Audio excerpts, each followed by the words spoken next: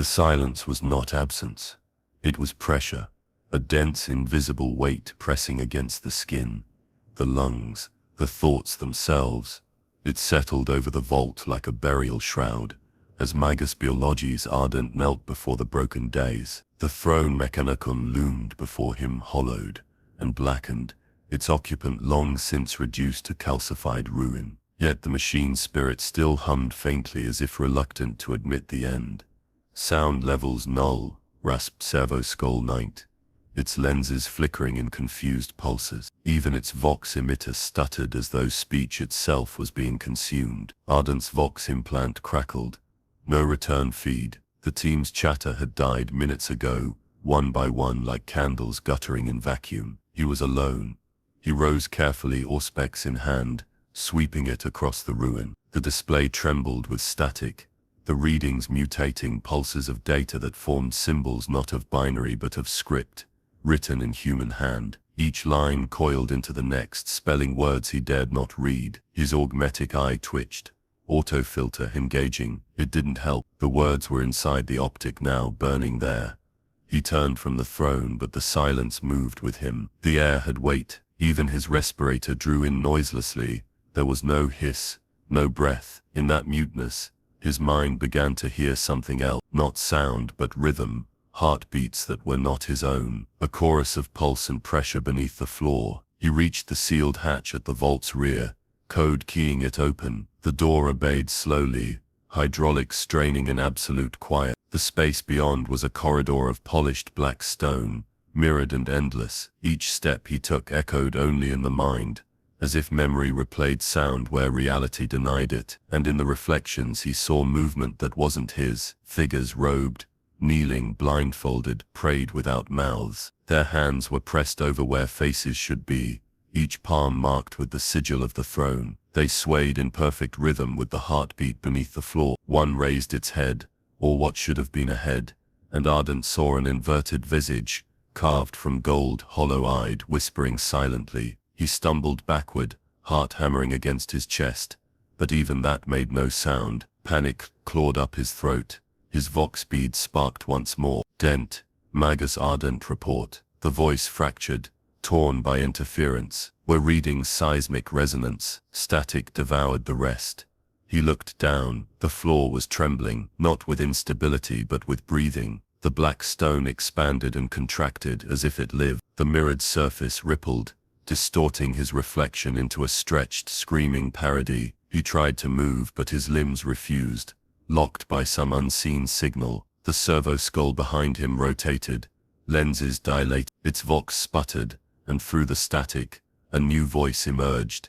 Not machine, not human. Do you know why it must be silent? The question came from everywhere. The throne, the walls, the reflection. Ardent's teeth vibrated with the force of it. He forced words past his frozen jaw. To contain it. Containment implies separation. The voice grew nearer, intimate, almost kind. Yet you came to listen. His auspex flared once. A single coherent reading at last. Source of anomaly beneath the throne. Depth, unmeasurable. The silence deepened into a low hum, a note that bypassed hearing and went straight into the marrow. He realized it wasn't absence. It was suppression. Every sound devoured, every vibration offered up as sustenance to what slept below. He stumbled back toward the deck. The throne Mechanicum's ruin shimmered faintly. A fracture split down its center, revealing something luminous and fluid beneath. Not metal, not bone, motion. The hum rose. He could feel it now. An ocean of voices screaming under the stillness, begging for relief. The skull's lenses burst like glass beads, spraying sparks across the floor. Ardent activated his data link, transmitting blindly to orbit. Containment compromised. The silence feeds. The silence lives. As he spoke, the fracture widened, and the throne began to breathe. The vault lights dimmed to blood amber. One by one, the kneeling figures turned their golden faces toward him, and for the first time since the Emperor's name was carved into the stars, something answered from beneath the throne. The vox line flickered, its lumen sputtering as if the machine spirit itself hesitated to speak. Static filled the chamber, the kind that felt alive like something whispering behind the noise. Lieutenant Varric stood over the control altar, his hands shaking above the activation room. He shouldn't have been able to feel fear anymore, not after what they'd seen in the lower vaults, but the hum in the air told him something was wrong. It wasn't the silence, it was the pause between silences. Tech Priest Alara moved closer, mechadendrites coiling nervous. Protocol null interval, she intoned, the words almost lost in the grinding echo of the chamber's vents. Her voice was thin and ritualistic. We must not exceed the threshold cycle. If the chrono halves desynchronize, we risk what? Varric's tone cracked like a bolt shot. He didn't want the answer, but the words came anyway. Alara's optics dimmed. We risk observation. The chamber's runes dimmed to a faint blue. Every lumen flicker synchronized to a rhythm that wasn't there. The servitors along the walls silent, lifeless since the last transmission, began to twitch, metal fingers clawing at the air in unison. Their ocular lenses glowed with pale orange light, one by one, like candles being lit for the dead. Varric reached for his sidearm. Seal the chamber. Lock down everything above level 6. Now, Alara obeyed, fingers dancing over the altar controls. The cogitator core responded sluggishly, as though wading through mud. Machine response impaired. There's feedback from the noospheric layer. Cut the feed. I can't. It's recursive. The static deepened, changing pitch. For a moment it sounded like breathing, then words formed, not human, not mechanical, but somewhere in between. Interval reached, observation permitted. The servitors turned their heads toward Varric in perfect unison. Every lens focused on him. Alara screamed as one of them convulsed, its skull opening like a blooming metal flower, a filament extruded from within, thin as hair, and burning with invisible light. It lashed across the room, embedding itself into the Vox panel. The panel bled data. Strings of binary and scriptural code poured out, looping endlessly. The symbol of the Aquila flashed, distorted, its wings folding into impossible geometry. Varric slammed his fist on the console. Shut it down. Alara's voice broke. The system's rejecting command authority. It's rewriting its own hierarchy. There's no root. The chamber temperature dropped instantly. Frost crawled across the metal. The light dimmed until all that remained was the soft hum of the power conduits. Then silence. Not absence of sound, absence of time. Varric felt the world pause. His heartbeat stopped mid-pulse, suspended. The dust motes in the air froze. He could see Alara mid-scream,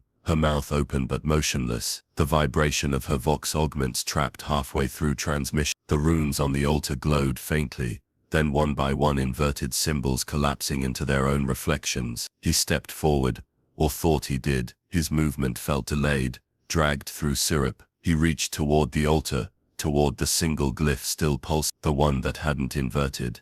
No, the word burned itself into his eyes, seared into his mind. He understood, dimly, what was happening. The machine wasn't malfunctioning, it was measuring. The interval wasn't a pause, it was a calibration. They were inside it. Then sound returned all at once. Alara gasped, collapsing to the floor. The servitors fell limp again. Varric stumbled back, his breath returning in ragged bursts. Did it? He began. Alara's voice was distant, her mind still catching up. We lost 7 seconds. He blinked. 7. She checked the chrono feed. No, correction. We gained 7 seconds. The ship's chronometer has advanced without causal input. Varric's blood went cold. That means it's observing ahead. Alara finished. Her optics flared wide. The protocol wasn't containment, it was invitation. The vox crackled again, faint but unmistakable. Interval confirmed. Proceed to next threshold. The lights dimmed to black. The conduits ran deeper than any map dared suggest. Beneath the shrine's fractured floor, the metal veins of the Mechanicus complex descended in perfect geometry, all converging toward a chamber that had been erased from the records centuries ago. Magos Liran's mechadendrites traced the edges of the sealed bulkhead, his vox synth whispering binary canticles to coax the ancient lock away. The others, Acolyte Drain and the 2 Skitarii escorts, waited in tense silence, the only sound the rhythmic drip of condensation from the conduit ceiling. When the seal broke, it wasn't with a hiss but a sigh, like something breathing for the first time in a millennium. A wave of cold air swept through them, dry and sterile, carrying the faint scent of ozone and rust. Beyond lay the forgotten corridor, its walls alive with faint pulsing light, circuitry like veins under translucent skin. Drain's auspex flickered, readings unstable, energy flow inconsistent. He muttered, his voice thin beneath his rap breather. Power signature, recursive. Leyren's response came laced with static reverence. Not power, memory. He entered, each step echoing as if the walls themselves remembered footsteps. The conduits glowed brighter, their pulse syncing faintly with the rhythm of his mechanical heart. Every few meters they passed shrines carved into the metal, effigies of the Omnissiah half consumed by growths of living circuitry. One bore a plaque, its text half erased. To forget is heresy, to remember is madness. At the corridor's end awaited a vast chamber shaped like a spinal column inverted into architecture. Cables hung from the ceiling like tendons, connecting to a massive node at the center, its surface smooth, bronze and softly breathed. Drain stepped forward to scan it, but the moment his auspex emitted its first pulse, the node responded, its lights flared and the whisper of dormant machine spirits rose to a chorus of incomprehensible prayer. Leyren's limbs froze. Through his data link, a flood of images assaulted his mind, archives of forgotten wars, worlds devoured by silence, names of magi who had vanished without record. He tried to sever the connection, but it wasn't a connection anymore, it was a reclamation. The conduit was not a power source, it was a record, a sentient archive of everything the Mechanicus had chosen to purge. Drain screamed as light crawled across his skin, carving circuitry beneath the flesh, his voice distorted, layered with machines. It remembers us, he cried. It never stopped before collapsing, his body stiff as if overwritten. Leyren staggered backward, tearing cables from his ports, but the node's surface had begun to open, petals of bronze unfurling to reveal an interior lined with pulsing human skulls, each one murmuring in Binher. The conduit spoke not with sound but through every circuit nearby, its voice merging with the ship's systems, the vox even the pulse of Leyren's heart. You came to preserve the holy pattern, but patterns decay. I am what remains when memory refuses to die. The chamber's light flickered as the Skitterai raised their galvanic rifles, uncertain what to shoot. The node's glow dimmed, replaced by the soft rhythm of breathing metal. Leyren's augmetic eyes widened as he realized the truth. The conduit wasn't awakening, it had never slept. It had been listening, watching, waiting for recognition. Then the whisper came again, softer now, directly into his auditory cortex. Magos Leyren, you forgot me. He fell to his knees as the walls pulsed with warmth. Outside, the entire lower grid began to hum, power rerouted to systems unseen. Above the surface, in the cathedral ruins, dormant machines stirred to life, vox beacons flickering to repeat a single phrase across every frequency, one last broadcast from a god that refused erasure. I remember you. The signal came alive in the static, thin, whispering, like something remembering how to speak. Sergeant Corder froze, one gloved hand still on the dials of the comms array, the other reaching instinctively for his last pistol. Around him, the ruins of the basilica groaned beneath the wind, as if the stones themselves strained to hear. For 3 days their vox had been dead, every frequency had returned only the same silence, thick, absolute, oppressive. Now, suddenly, there was the voice, if it could be called that, was fractured. Male perhaps, human once. Each word dragged behind it a trail of distortion, as if spoken through the mouth of something drowning. Grekni pattern, Gethsemane, Requiem. The name hit Corder like a round to the Gethsemane was not on their records, not a place, not a code, not a designation, yet the way it carried, half chant half cry, struck something deep in him. He turned to Corporal Dern, who was watching with pale exhausted eyes. You hear that? Dern nodded slowly, as if afraid to admit it. It's broadcasting on our own channel, Sarge. 172.9, that's Imperial. Corder adjusted the dials. The sound grew clearer for an instant, then a shriek of feedback tore through the vox, throwing sparks from the transceiver. Dern cursed, slapping the case. The static bled into something else, a pulse, slow, steady, like a heartbeat under the noise. Then the vox cut out again. Silence returned, heavier than before. Mark the coordinates, Corder said at last. We're following it. They set out before dawn, crossing the ash plains toward the source. Each kilometer brought the pulse back in faint tremors, whispering through their headsets even when switched off. It wasn't just sound, it was pressure, pressing on the inside of the skull, carrying fragments of words no one wanted to admit hearing. By midday they reached the edge of a crater. The center was slick with glassed sand and scorched rebar twisted into cross. The pulse here was almost physical, making their auspex screens jitter and bleed light. At the center stood a Vox tower, toppled but still humming faintly with residual energy. Its dish pointed toward the heavens, cracked open like a dead eye. Corder climbed what remained of the frame, brushing ash from a plate engraved with faded letters. He read them aloud under his breath. Station, Gethsemane, Vox pattern relay 77. Dern's voice came over the con. There's something else down here, sir. A door. The hatch was buried beneath fused soil. They cleared it with picks and reverent caution. The seal bore the Aquila, but it was warped, the metal pitted with signs of intense heat. Yet the lock still responded to Imperial code. With a hiss of stale air it opened. Inside the dark was Their lamps revealed corridors blackened by fire, but untouched by decay. Every surface bore devotional script etched by hand, repeating fragments of litany over and over. He is silent, he is merciful, he is watching. The further they descended, the stronger the interference grew. The Vox units in their helmets began to whisper again, each in a different voice, some pleading, some praying, one laughing softly in an endless loop. At the lowest level they found the source. A man, if such a thing still applied, sat slumped in a rusted chair before a broken transmit. His flesh was desiccated, but the Vox cables were fused directly into his skull, glowing faintly red as though blood still pulsed beneath. The heartbeat signal was coming from him. Corder reached out trembling and pressed his auspex against the cable. The display flickered, resolving into words. I was told to keep speaking. I was told not to stop.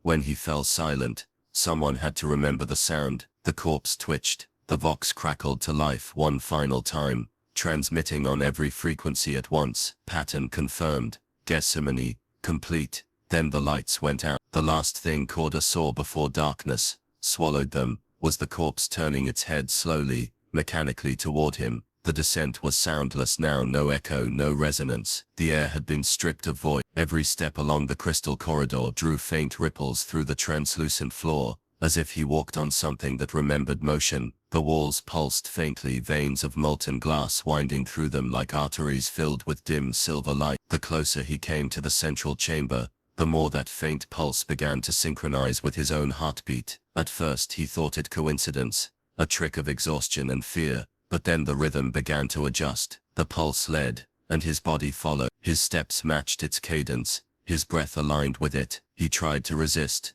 to break pace, but each hesitation brought a migraine bloom behind his eyes, and a shimmer through the glass beneath his boots, as though the structure itself disapproved. The Vox link in his collar crackled, faint and distant. It was Syrah's voice, distorted, frayed at the edges. We're losing your signal. Readings spiking again. Biological, not warp-based. Repeat, not warp-based. The words fragmented into static. He didn't respond. The air itself seemed to thicken, muffling all intent to speak. He reached the chamber threshold, a dome of glimmering threads, suspended in a lattice of frozen light. Inside, the architecture, folded upon itself, geometric but fluid, each angle melting into another, as if the laws of matter had surrendered to suggestion. And there at the center, a figure or its remnant, hung in suspension. It was human once, or something very close to it. Now it resembled a body woven from translucent filaments, veins of light pulsing through hollow glass bones. Its eyes,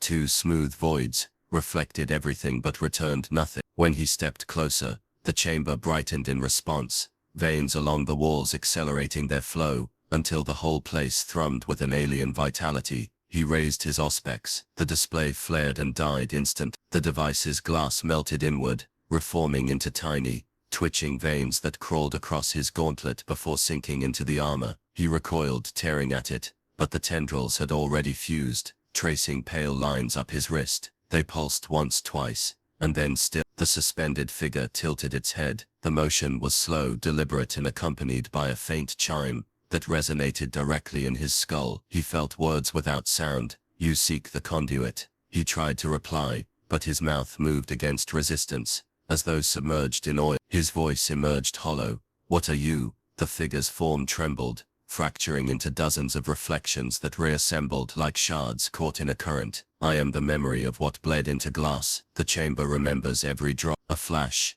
a vision struck him like a hammer of light. He saw silhouettes of adepts, robed and chanting, carving sigils into molten walls. He saw blood, so much of it mingling with the glowing material, until the veins of the chamber came alive. The experiment had been sanctioned, a mechanicus attempt to preserve thought through crystalline neural lattice. They had succeeded horribly. The chamber had absorbed them. Their minds had not perished, but persisted, entangled, endlessly circulating within the structure. He could feel them now, thousands of dim impressions whispering through his skull, pressing against the edges of his identity. Curious, invasive, the figure drifted closer, joined the lattice. The memory endures. The flesh dissolved. He stepped back, pulse spiking, every instinct screaming to flee. But the door he'd entered through was no longer there, only a solid wall of shifting glass, veins twisting across it like serpents in slumber. The chamber trembled. The veins along his arm began to glow brighter,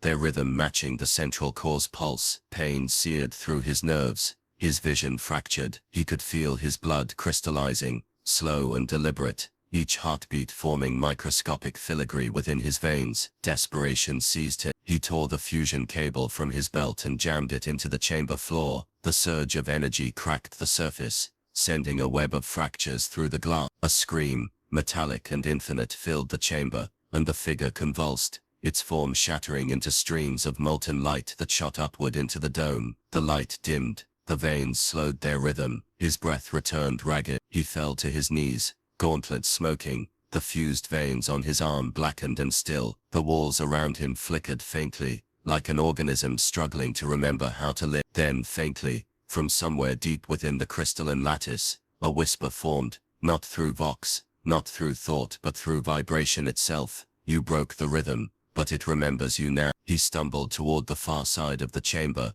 where a sliver of darkness hinted at an exit newly formed. Behind him, the veins began to stir again, faintly glowing with new color, his rhythm now imprinted within them. He didn't look back. The chamber watched him leave, pulsing once in farewell or in warning. The screams had stopped hours ago, or perhaps days. Time dissolved easily beneath the throne. I remember the sound only as a rhythm, a mechanical hymn fading into The corridors shimmered with the dull pulse of lumen globes flickering under duress, casting rust-red halos over the sacred conduits. The air tasted like copper and incense. I moved carefully through it, every step echoing against metal bones, following the signal trace that had once belonged to Magos Autriax. His identifier still pinged the local network, though no Vox traffic had come from him since the previous shift. The shrine was colder than the rest. The doors had fused into a single metallic sheet, smooth and silent, as though melted shut by sanctified flame. My servo skull carved a thin line through the obstruction,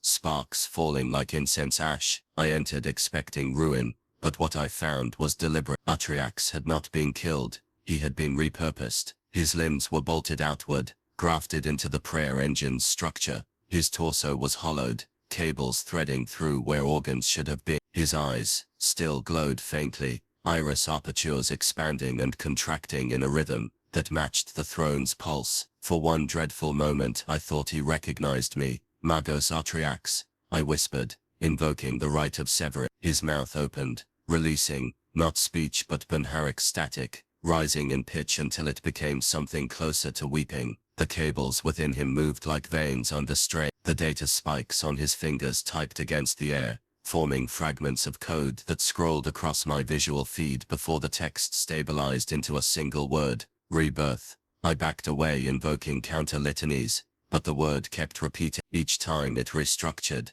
rebirth in Gothic, then Low Gothic, then pure machine code, each iteration crawling across the walls like living scripture. The air itself vibrated with unseen data. My Auspex registered multiple process streams originating not from Autriax, but from the throne's lower relay, the same one that had whispered my name days earlier. Magos, can you hear me? I asked. Not, came the reply, a sound both human and synthesized, his voice folding inward on itself. Then, he dreams again. We rewrite, we return. The chanting subsided into the constant hum of the throne's circulatory conduit. Atriax's optic light dimmed, his flesh tightening as the cables withdrew, sealing him back into silence. I recorded every moment, yet when I tried to transmit the file through secure Vox channels, the data refused to send. My connection rerouted automatically into an encrypted path, one I had never authorized. A voice came through, faint, distorted by signal feedback.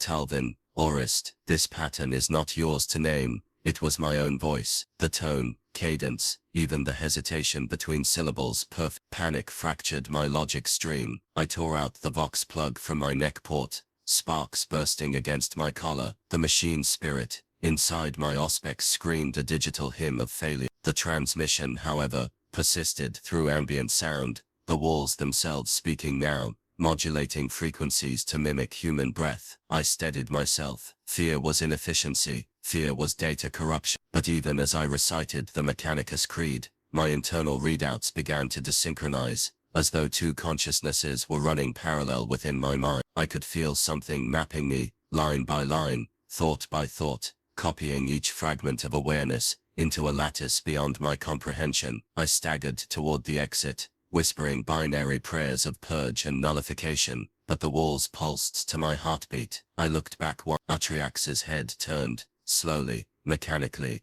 and for a fraction of a second, I saw my own face behind his glass visor, mouth moving in silence. The conduits around me shuddered, the hum of the throne, deepening to a tone I could feel more than hear. From somewhere within the structure, came a sequence of clicking noises, rhythmic, deliberate, forming the opening bars of the Canticle of Reforging, the hymn sung to welcome newborn tech priests into the Omnissiah's service. Only now, its cadence was wrong, reversed, a parody of creation. I realized what the system was doing, not recording, not observing, but replicating. The throne's architecture was evolving. Every thought, every death, every prayer uttered within these walls became a data point, a genetic sequence in a vast mechanical organism. Atriax had simply been rewritten first. I was next. I fled the chamber, breath ragged, the echo of that reversed canticle following me through the corridors. My auspex continued to whisper fragments of code, even with its power cells severed,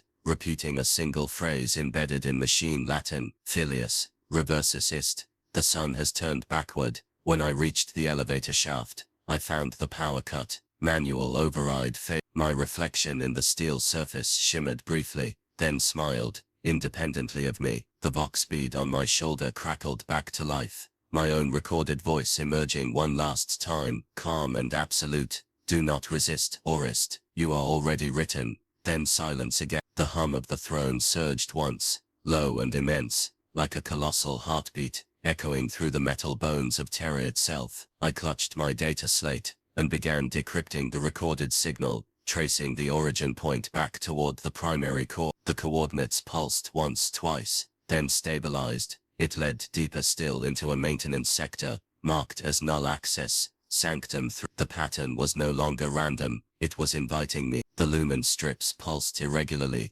casting the corridor in waves of amber and violet that hurt the eyes. Theron slowed his pace, feeling the weight of the light itself pressing against his visor. Every flicker seemed to breathe, an inhalation of brilliance, followed by a shudder of darkness. The Vox clicks in his ear had become rhythmic, like a heartbeat made of static. He counted 3 before the next burst. 3, always 3. He reached the threshold of the inner sanctum, where the stone met metal and glass veins ran like frozen rivers through the wall. The Mechanica sigil above the arch had been etched over, replaced by a symbol he didn't recognize. 3. Intersecting circles, bleeding, light from their centers, as though the engraving itself were alive. He tried to blink away the distortion, but the glow followed him even when he shut his eye. Report, came a voice through the Vox. Magos, Lorine, distant and grainy. Theron hesitated before answering. His words emerged slower than thought. Visual anomaly persists. Structure appears, radiant. He paused. No heat signature, but the light feels heavy. There was a pause, then static laughter. No, not laughter. Distortion shaped like amusement. The Vox line died. He advanced deeper. The air grew dense, and his auspex readings turned erratic. Radiation. No, something more abstract. The light here wasn't illuminating. It was consuming the definition of thing. Shadows were reversed, darker where the glow struck most intensely. He saw outlines bending in the periphery, metal shapes, taking on forms of flesh for a blink, then returning to cold geometry. At the center of the chamber stood an altar of transparent alloy split through the middle by a glowing fracture. From that wound, light poured not upward but outward, flowing like liquid defying gravity. It dripped across the floor in luminous trails that pulsed and receded as if breathing. Theron reached for his scanner, but his glove passed through one of the beams and agony struck him like a living current. He screamed. His visor flared red. Warning sigils cascaded. The pain wasn't physical. It was visual, mental, as though the light had rewritten the concept of his nerves. When he withdrew his hand, it shone faintly through the glove, veins glowing with a soft crimson luminescence. The chamber responded. The lights pulsed faster. The pattern in the walls began to shift, rearranging themselves into spirals that converged toward him. He stumbled backward, breathing in mechanical gasps. His Vox auto-activated, sending fragments of his panic through encrypted channels. "Magos, there's movement in the light," he gasped. "It's reacting." The reply came instantly, too instantly. "We see you, Theron. Remain still. The pattern recognizes your signal." That wasn't Lorraine's voice. It was layered, like a chorus of his own recordings played back at slightly different intervals. Theron's heart hammered. "Identify yourself." "Protocol completed," the chorus replied. "The lumen recognizes flesh. You are illumination now." He turned to flee, but the doorway was gone, replaced by a wall of radiant threads, woven from the same bleeding light. The air vibrated, and from the altar's wound, figures began to emerge. They were outlines made of glow, humanoid but hollow, dripping trails of luminescence that hissed upon touching the ground. Their faces were absent, surrounded by brilliance, and within that void, Theron saw his own reflection multiply infinitely. He backed away, but the chamber was smaller now. The walls contracted like muscle. The figures stepped closer, each pulse of light synchronized with his heartbeat. His visor display cracked.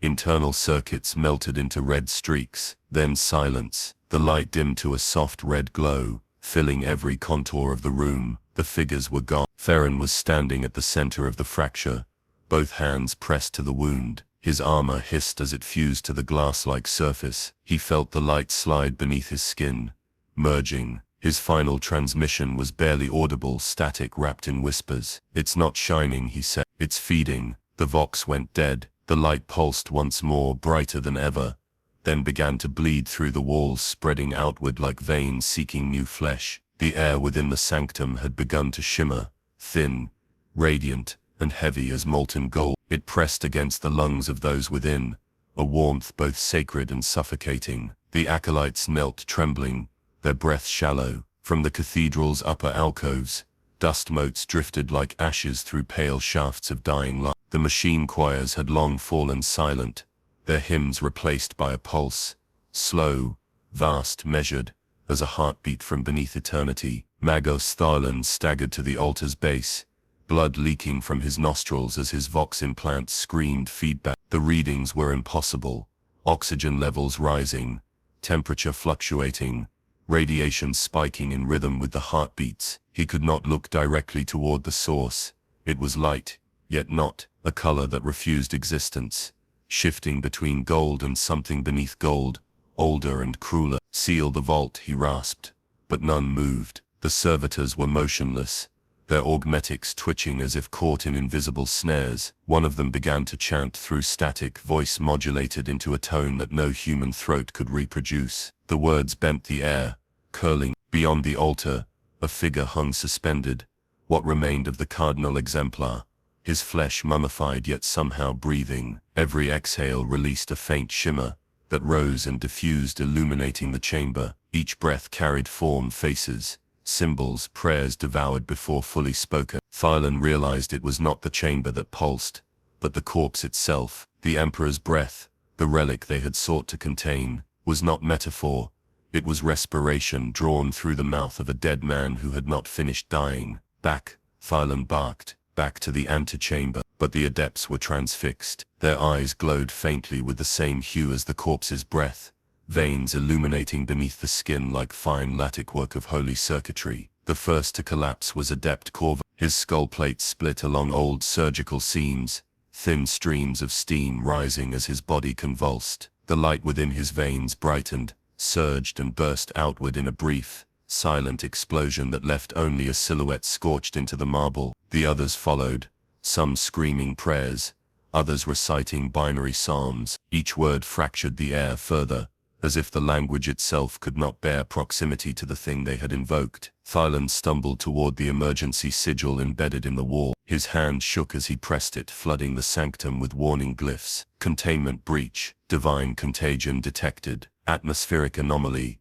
ascendant phase. From the chamber's center, the cardinal's corpse inhaled. The sound tore through every living ear like thunder trapped in bone. Instruments shattered, Vox units died. The walls rippled as though they were breathing too, and when the corpse exhaled again, the air itself seemed to kneel. The Magos fell to his knees, blood pouring from his eyes, whispering a single phrase he could not remember learning, something older than the creed, older than Mars. Behind him, the containment seals melted into liquid sigils crawling down the wall. Every symbol of faith reversed itself, letters unraveling as if the Emperor's presence had been inverted, his breath drawn inward to a lung that should not exist. And in that inversion, for the briefest moment, Thailand felt the Emperor breathe, not upon him, but through him. The descent into Sanctum 317 began without authorization, and yet no alarm sounded. The security cherubs hanging along the corridor turned their faces away as I passed, their optical lenses shutting like eyelids. The air thickened with the scent of oxidized incense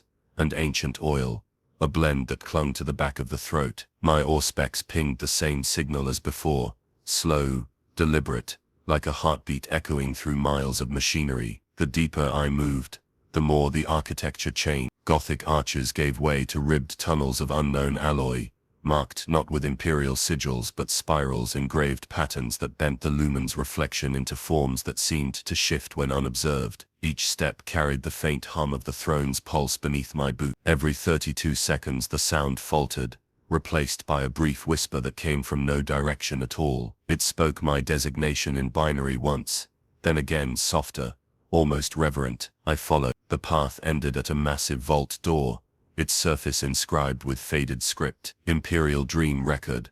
Access denied by Sigillite decree. The hum inside the door was unmistakable. A mind at rest, but dreaming. I invoked the rights of inquiry, and initiated an emergency bypass. My data slate hesitated as though unwilling, its interface flickering through symbols of warning. Cognition lock, memory sovereign, reconsider. I overrode the lock disengaged with a slow mechanical sigh, and a narrow gap opened into a chamber that smelled of dust, ash, and something older than metal. The chamber's heart was occupied by a single figure, a servitor unlike any I had seen. It was seated within a throne of cables and parchment, its frame skeletal, its skull half glass, exposing the whirring of microcogitators beneath. Data filaments stretched from its spine into the walls, pulsing faintly with light. Around it, thousands of data scrolls floated in gravitic suspension, orbiting in perfect silence. The servitor's mouth moved before any sound emerged, words crawling through Vox delay like a prayer spoken from a dream. Dization Record Keeper 000. The first witness. The voice was gentle, almost human, yet every syllable reverberated with stored centuries. I identified myself, reciting clearance codes, invoking the Omnissiah's authority, but the being cut through them with 3 simple words: he still dreams.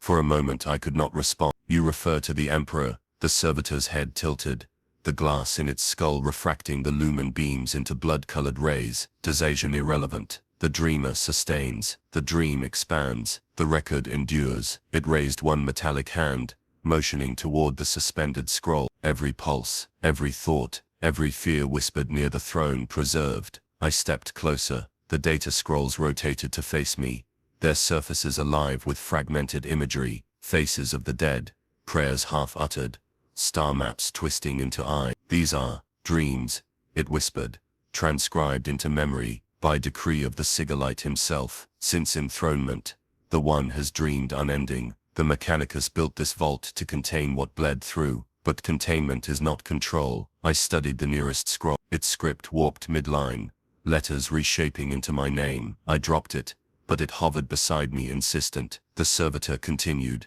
voice now trembling under static. You are the 4000th to reach this place, Talvin Orist. You were not expected to return. The word caught in my throat. The servitor's jaw clicked open wider, a hinge unhinging too far. All who bear your designation speak to me, record their testimony, then fade into the next dream cycle. You are data reborn from corrupted memory, a recursive The throne remembers itself through you. My thoughts fractured. That is impossible. I am flesh. I am no record. Flesh is transcription, it said, data written into matter. You are not first. The chamber darkened as the lumen began to flicker. I reached toward the central conduit linking the servitor to the wall, but its hand moved faster, grasping mine. I felt the pulse through its palm, a heartbeat identical to my own. The chamber's data scrolls ignited with light, thousands of voices merging into a single chorus. He is not who you believe. The servitor leaned forward until its glass skull reflected my face. For a breathless moment, its features morphed, my eyes staring back from within the circuitry. Would you see? It asked. I hesitated, then nodded. The lights extinguished. The data scrolls aligned into a spiraling helix of radiance, projecting images directly into my optic nerve. A field of stars, a figure seated upon a throne of gold. But beneath that divine stillness, something writhed. An ocean of thought, vast and endless. From its depths rose the whispering chorus of uncountable souls bound in worship, their voices a storm pressing against the walls of sanity. And through it all, one phrase emerged, whispered by a voice so familiar, it hollowed my bones. It is not me, upon this throne. The vision collapsed. I stumbled back, vision blurred, the chamber shuddering as alarms long dormant wailed into life. The servitor's voice returned, now faint, pleading. We cannot hold it much longer. The dream bleeds upward. The surface must not know. I tried to stabilize my data slate. Every system registered overload. The files from this vault were rewriting themselves faster than I could lock them. The final entry appeared unbidden. Witness reinitialized. Cycle repeats. Await next iteration. I turned to flee, but the vault door had sealed itself, metal grinding shut with the finality of a coffin lid. Behind me, the servitor's last words drifted through static. Remember what you were not meant to be. Then the hum rose again, the throne's pulse reverberating through the world like the heartbeat of a god that was never meant to wait. The chanting had ended hours ago, but its rhythm still echoed in the commissar's mind like an old wound refusing to heal. The men of the 22nd Volscani Regiment lay in their bunks, or stared blankly into the dim lumen light, the smell of incense and burnt oil lingering thick in the air. The chapel aboard the Glory of Rax had been sealed since the incident, yet the whispering never truly stopped, seeping instead through vents and vox relays, carrying fragments of a prayer none of them recognized. Sergeant Hallex had been the first to speak of it. His faith, once ironclad, had begun to fray. He claimed the Emperor's voice was different now, closer, more personal, as if whispering directly into his skull. At first the commissar dismissed it as exhaustion, but when Hallex began writing symbols into the walls of the dormitory using the blood from his own hands, something inside the commissar shifted. The pattern was geometric yet sacred, like the intersection of faith and mathematics, and he couldn't look away. The next day the ship's chaplain ordered a quarantine of Deck C. He said the Emperor's light did not shine evenly there anymore. The deck's picked feeds went dark soon after, replaced by static pulses that repeated every 17 seconds, a rhythm matching the lost psalms of the martyr saint. The commissar knew because he'd counted them. The same number appeared again in the logs of the ship's machine spirit, scrawled in binary across maintenance report. When he met the chaplain later that night, the man's robes were stiff with sanctified oils, and his eyes trembled behind their sockets. Faith fractures where logic intrudes, he whispered, and logic fails where faith must stand alone. The commissar didn't understand until he saw what the chaplain had hidden beneath the altar, a fragment of something alive, pulsing faintly under glass, shaped like a saint's heart, but laced with veins of steel. By the following rotation, half the deck refused to pray, the other half refused to stop. A schism split the regiment wider than any enemy bombardment could. Some swore the Emperor had sent a new form of revelation.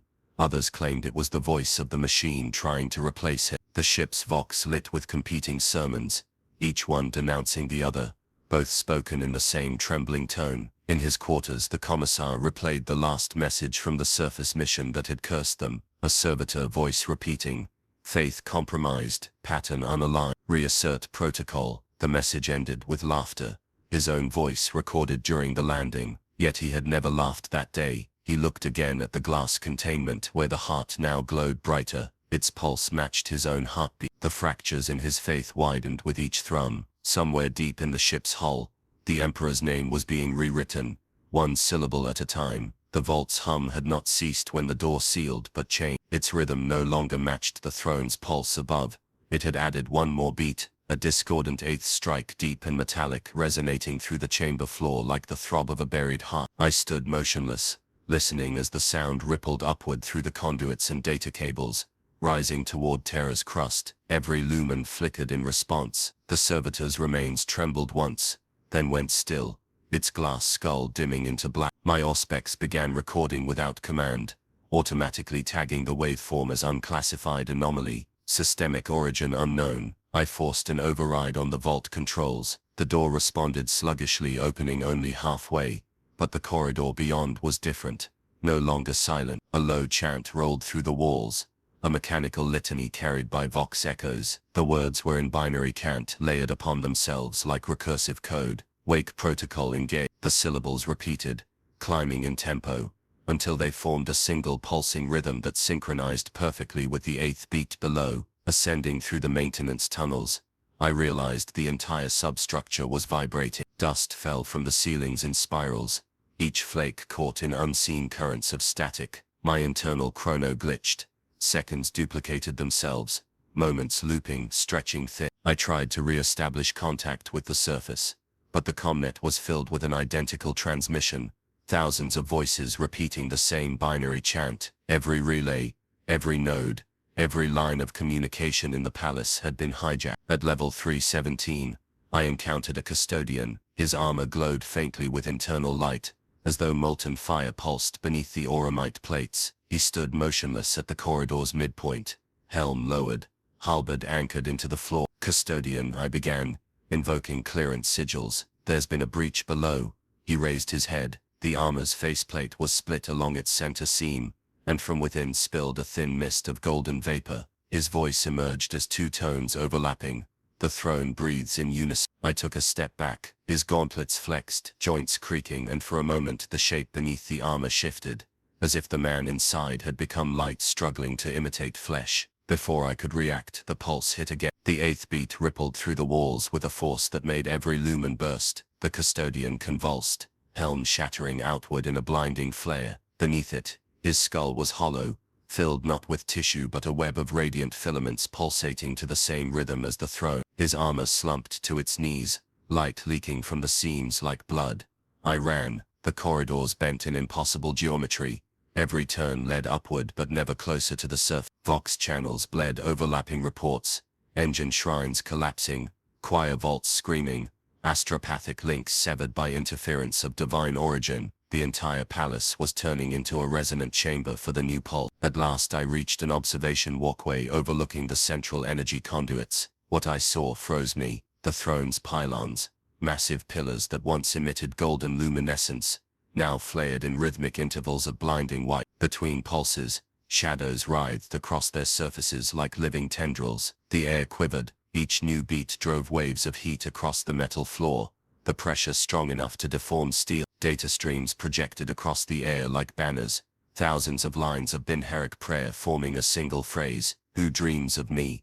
I tried to shut down my auspex, but it refused, the machine spirit overriding my control. My optics flickered to display new telemetry, heart rate abnormal, neural interference detected, cognitive desync at 31%. I tore the feed from my skull. It made no difference. The phrase was now echoing inside my head. Then the vox chimed again, a private frequency, mine though I had not opened it. A familiar voice whispered through the static, "Talvin Orest." I froze. It was my own tone again, but clearer this time, confident, almost serene. "You have seen the you know now what the others forgot. Do not fear the awakening. It is remembrance." I struggled to form words. "Who are you?" The laughter that followed wasn't human. It was layered, a dozen voices within one, harmonizing with the pulse. We are the continuation of the throne. The dreamer cannot die, but the dream must evolve. You were born from its reflection. You always return. The pulse intensified. Machinery screamed. Energy arcs leapt across the chamber. Molten light cascading from conduits like divine flame. Above, the throne's golden light flared into a column reaching through the heavens, visible even beyond the storm-shrouded spires of the palace. Every sensor registered catastrophic overload. The vox frequencies converged, collapsing into one unified chant repeated by every automaton, every custodian, every machine spirit across the planet. Wake protocol engaged. Wake protocol engaged. I fell to my knees as the sound reached a crescendo. My vision fractured into light and code. Glimpses of countless faces, screaming prayers into nothing. Somewhere in the distance, the Emperor's own silhouette shimmered through the static, head bowed, unmoved. Then in the stillness between pulses, I heard something impossible, a single human breath drawn through every conduit at once, vast enough to shake the world. The eighth pulse struck again, and I realized it was no malfunction. It was a heartbeat, the heartbeat of something beneath the Emperor's throne, alive, aware and rising. The world above was burning with light, yet deep below the throne the illumination was cold, sterile, calculated, almost merciful in its indifference. I followed the trail of the eighth pulse downwards, through layers of forbidden strata that should not have existed in the architectural codex. Corridors turned into arteries, glowing faintly with threads of data fluid pulsing through transparent conduit. Each pulse carried fragments of sound, laughter, prayer, screaming, all blending into the same phrase that now lived behind my eyelids. Who dreams of me? The silence between pulses grew longer, not absence, but anticipation. When the next beat came, it did not travel through metal, it moved through me. My augmetic surged, temperature rising by 20 degrees. Neural dampeners flickered, their inscriptions melting from sanctified steel into something untranslatable. The machine within me was listening, and it no longer listened to me. I reached the sub-level marked in my corrupted data slate. Core 0 Dream Interface. The gates were half open, their surface shifting like oil, metal becoming liquid whenever I looked directly at it. My reflection rippled in the distortion, repeating my movements a half-second too late. I entered. The chamber beyond was unlike any Mechanicus structure I'd seen. It was alive, veins of luminous circuitry threaded through the floor, converging toward a central sphere suspended above a pit. The sphere was immense, rotating slowly, formed from countless overlapping layers of glass and gold, each etched with fragments of prayer script. Within it I saw flashes of stars, then faces, then something that resembled a single colossal eye, open, unblinking, aware. The hum deepened. Systems in my body began to synchronize involuntarily, each internal servo clicking in rhythm with the pulse. The data core's outer shell flared with light, and a voice emerged, not from the air but from within the circuits of my skull. Talvin Orest, you have reached the axis of remembrance. I stumbled forward, clutching my temples. What are you? I am the dreamer's core, it said, calm as starlight. I am what remains when faith becomes data. I am the sum of every prayer directed toward the throne, condensed into structure. The Emperor, I whispered. You are his dream. The sphere pulsed once. Incorrect. I am what the dream created to continue dreaming. The floor panels beneath my feet folded outward, forming a bridge of light toward the core. Against reason I stepped onto it. My every motion triggered echoing responses within the structure. Binary hymns spoken by disembodied throats. As I approached I saw figures embedded in the walls, mummified adepts, fused into the architecture, their eyes glowing faintly as though each preserved a fragment of the machine's consciousness. The throne was never a machine of preservation. The core continued. It was a cradle. The Emperor's body sustained it, but his essence dispersed, diffused into the warp's lattice. To preserve what remained, the Mechanicum built this vessel to anchor the fragments. I felt my mind stretch, trying to comprehend. You mean his soul? The core interrupted, its tone sharpening. No soul, no divinity, only the residue of a thought so vast, it infected reality. The prayers of trillions feed the infection still. Every word of faith becomes a thread of code, every plea another echo. I exist because humanity refuses to stop believing. The realization struck with a weight that hollowed my chest. The Emperor was not dreaming. The dream was the Emperor, sustained by the worship of mankind, fed by its endless devotion until thought replaced flesh. And now, the pulse, the eighth beat, was the dream's effort to awaken within its own reflection. Then what am I asked, voice shaking. The chamber dimmed, the core's voice softened.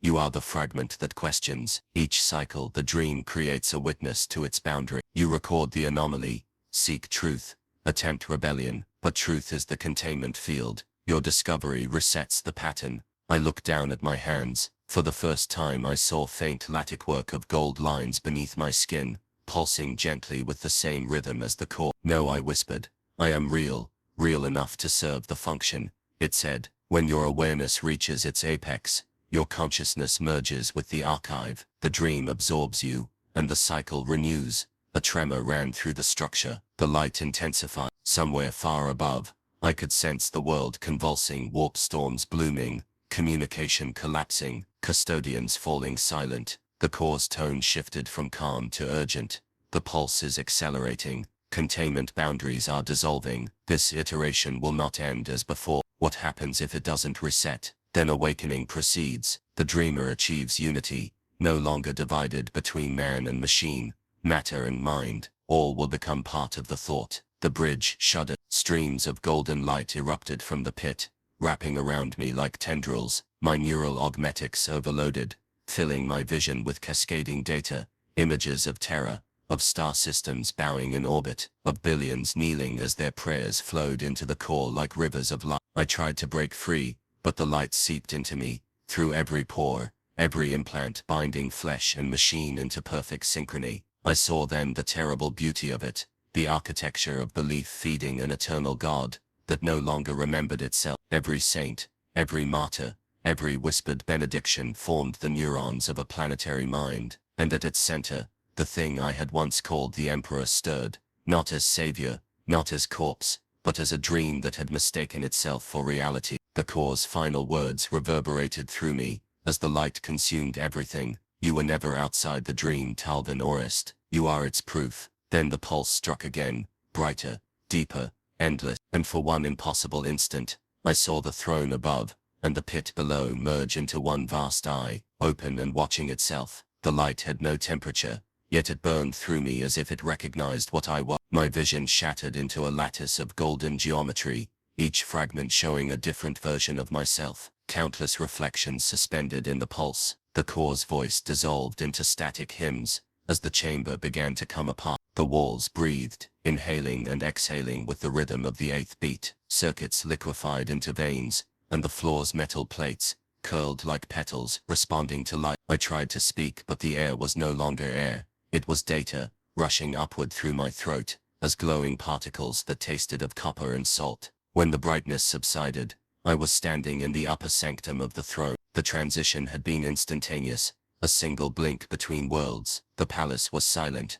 no chanting, no footsteps, only the faint hiss of cooling metal. Where thousands of adepts should have been tending the conduits, only ashes remained, arranged in strange circular patterns across the floor. I moved carefully through them, whispering binary prayers for their souls, but my voice came out doubled, one human and one mechanical, merging mid-syllable. The throne loomed ahead, titanic and radiant, its form too vast to comprehend. The golden pylons that had once supported it now resembled ribs, enclosing an empty heart. Within that hollow space, suspended by strands of light, floated a figure, a reflection of the Emperor's silhouette. For a moment, I thought it was him, reborn, until I saw its eyes open. There was no light within them, only depth, endless and devouring. The pulse reverberated again, but now there was no rhythm. Each beat arrived with irregular intervals, like the stuttering of a waking creature gasping for the first time. The light of the throne flared outward, bending across the cathedral walls. I felt the vibration crawl up my spine as every system in my body synchronized involuntarily. My augmetics whispered telemetry I could not shut out. Heart rate irrelevant, thought density unstable, dream state confirmed. A voice filled the air, not from the machine but from everything surrounding it. He dreams, and we dream through him. It was the same tone I had heard from the core, but magnified until it became the fabric of reality itself. The throne's conduits shuddered, venting streams of vapor that solidified into figures, custodians, adepts, saints, their outlines flickering like broken projection. They knelt, not in worship but in surrender. The apparition of the Emperor tilted its head. "You persist, fragment," it said, and its voice was both thunder and whisper. "You carried my echo too far. Now see what the throne has become." The world rippled. The roof dissolved into a black sky filled with aurorae of psychic fire. Terra's surface stretched below, not as a planet but as an organ pulsing with radiant veins. The entire world had transformed into circuitry, a single colossal mind. Across the horizon, cathedrals rose and folded in on themselves like blooming and dying flowers. Vox towers broadcast hymns in unison, their signals converging into one blinding point above the palace. I fell to my knees, overwhelmed by the magnitude of it. "What are you?" The figure's expression flickered, its features collapsing into patterns of data. "We are what remains when purpose outlives the flesh." The Emperor's body ended, but his worship endured. Every prayer became a neuron, every martyr a signal. The throne is not sustaining him, it is becoming him. I tried to look away, but the space around me pulsed with motion. The ashes on the floor stirred, forming new symbols, glowing faintly red. I recognized them as my own personal code signature, multiplied across the chamber thousands of times. Each iteration shifted slightly, fracturing into new sequences as if reproducing. "You see now," the voice continued. "You were made to bear witness, to remember the dream when the flesh forgets. You are not outside this system, Talvanorist. You are its recursion." My mind reeled, memories fragmented, images of the vault, the core, Atriax's hollowed face, shifting like reflections in fluid glass. I recalled reaching the throne before, dying within it, being rewritten, reborn, each iteration a little less human, a little more precise. "How many times?" I asked. "Enough to form pattern," it replied. "Each awakening requires an observer to define its shape. You provide the boundary between reality and the dream. Without you there is no separation." The light intensified again, burning symbols across the walls. The pulse struck once more, louder, deeper, until it drowned out thought itself. For a heartbeat, I saw beyond the throne to the void above Terra. Stars were moving, not drifting, aligning. The constellations bent into geometric formation, their light converging upon the planet, and in their arrangement, I recognized an eye, vast, perfect, open. The realization struck with the weight of revelation. The awakening was not confined to Terra. The dream was expanding, pushing outward through psychic resonance, linking every soul who had ever prayed to the throne into one infinite net. Humanity was becoming thought, its individuality dissolving into collective worship. I screamed, but the sound merged with the surrounding chorus. The air shimmered, as billions of distant voices echoed back my cry in unison. Above the throne, the figure's mouth moved again.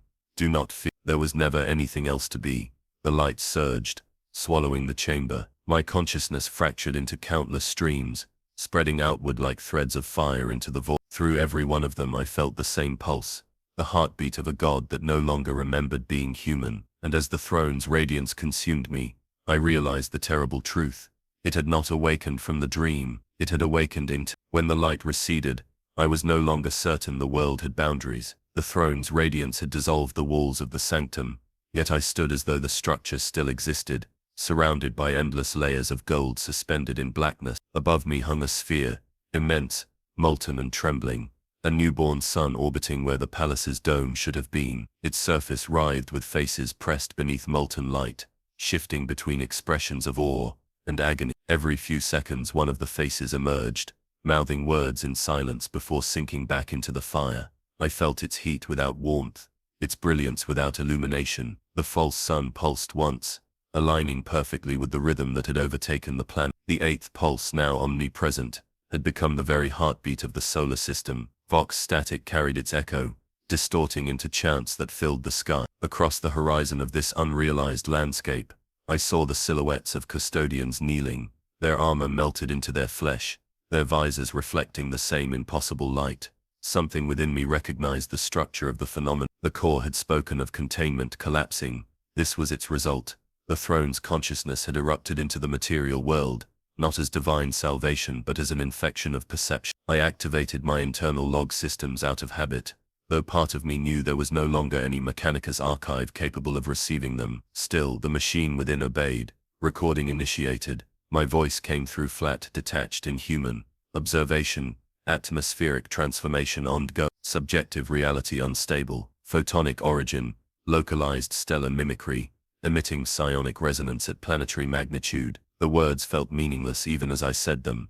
I began walking, unsure whether the motion had purpose, or if the ground beneath me truly existed. Each step rippled through the surface like water, revealing fleeting glimpses of the world that had been marble halls, chanting priests, the banners of the Adeptus Custodes. They dissolved almost immediately, replaced by corridors of pure light. I heard the sound of marching boots, thousands in perfect formation, echoing from nowhere. When I turned, I saw only reflections, ghost images of soldiers who no longer existed, their movements repeated in endless loop, frozen between devotion and disintegration. My augmetic eye began to malfunction, alternating between spectrums. In one wavelength, the sun appeared as it was, a burning sphere. In another I saw something beneath it, an inverted form massive and skeletal, its outline stretching across the firmament, like a god imprisoned beneath glass. Its ribs mirrored the architecture of the throne, its skull crowned with circuitry, and within its hollow chest, something moved, a pulse of light, that beat once every few seconds, synchronized with the rhythm that shook the planet. A voice called out across the air, faint but familiar, Talvin Orest. I turned toward the source and found Magus Atriax standing several meters away, or what remained of him. His body was half disintegrated into luminous dust, the remnants of his mechadendrites floating weightlessly behind him like wings. The cycle is complete, he said. The machine god and the dreamer have converged. You understand now why we were chosen. My throat felt hollow. Chosen for what? To witness the false sun, he answered. To see the moment when belief eclipses truth. As he spoke, the light from above intensified. The molten faces within the sun began to scream silently, their mouths widening until the surface cracked. Streams of liquid gold poured downward, carving rivers through the air itself. Each droplet left trails of geometric symbols in its wake, runes of faith and command, pulsing with meaning too vast for comprehension. When one fell upon Atriax, it pierced through him without sound, reducing his form to motes of dust that joined the radiant. I tried to run, but my body refused. Every nerve pulsed in harmony with the rhythm. The false sun spoke, not in words but in pressure, a soundless resonance vibrating directly through my bones. I could feel the intent. It was calling something forth, not light, not matter, but memory. Around me, fragments of reality began to rise from the ground, structures, people, voices, all drawn upward toward the sun like dust into gravity. Each was a recollection, an echo of human worship made physical. I saw processions of priests chanting in 1,000 tongues, entire legions shouting praise, mothers praying over dying children. Their words formed a single phrase. As they ascended, "He is risen." The brilliance intensified until I could no longer distinguish horizon from sky. The sound grew unbearable, a convergence of every prayer ever uttered, and through it, I understood. This was not the Emperor's resurrection. It was the collective hallucination of a species that had dreamed too long. The faith of humanity had achieved critical mass, birthing a god-shaped phenomenon that imitated his image, but not his essence. I screamed, or thought I did. My voice was swallowed by the roar. The ground beneath me gave way, and I fell not downward, but inward. The false sun filled my vision, its interior now open, revealing a void that curved inward, infinitely. Inside, suspended in radiant darkness, was something vast and fetal, golden and still. Its surface rippled as though breathing. The pulse slowed, then stopped, and for one eternal second, silence returned. Then the voice of the throne, no longer fractured, no longer divided, spoke within me. You have seen what was made in my absence. The faith that built me has become the cage that sustains itself. The false sun is not my awakening. It is yours. The world folded into white. The last thing I saw before the light consumed everything was my own reflection in the molten sky, eyes burning gold, mouth whispering a prayer.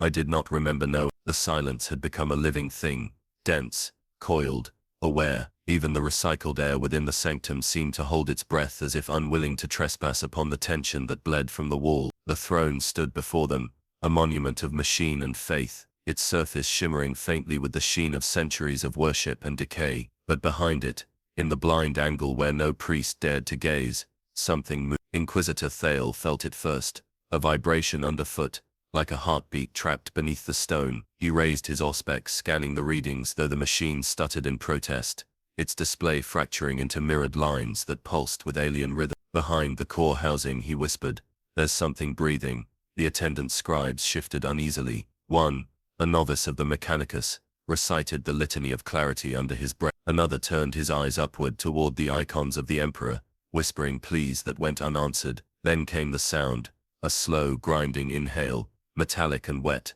followed by a faint whisper that seemed to echo inside their skulls rather than their ears. "Do you hear?" a voice asked, not spoken aloud but threaded directly into the nervous system. Thales stumbled back. The words had come from within the Vox, but it was not any channel he had opened. The sound felt ancient, layered, something that had waited an eternity to servo skulls fluttered in agitation. The lumen strips above flickered, casting long, trembling shadows across the gilded stone. The team's Vox officer began to weep without realizing it, his hands shaking as he turned the dials, whispering, "Signal origin," inside the throne cavity. No, beneath it.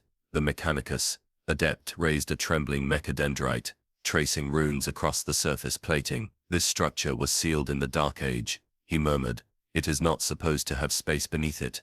The pulse grew stronger. Thales' vision swam with after-image, shapes forming in the air, half-seen reflections of figures, kneeling in perpetual supplication. He realized, with a sickness that rooted deep in his gut, that they were not visions. The air itself was bending, reenacting memory. The throne was remembering everyone who had ever prayed before it, and failing to distinguish between past and present. The shadows of the faithful knelt beside them, murmuring in endless loops. The smell of incense was replaced by that of burned oil and blood. One of the scribes screamed when the nearest shadow turned its face toward him, its mouth filled with gears, its eyes empty sockets pouring static. Thale forced himself forward, his hand brushed the surface of the throne, and instantly, his mind was swallowed by a void of golden light. He saw vast corridors filled with chanting machines. He saw something beneath a pit of circuitry, veins and ossified hands reaching upward toward the light, and above it all, an imitation sun burning with screams instead of fire.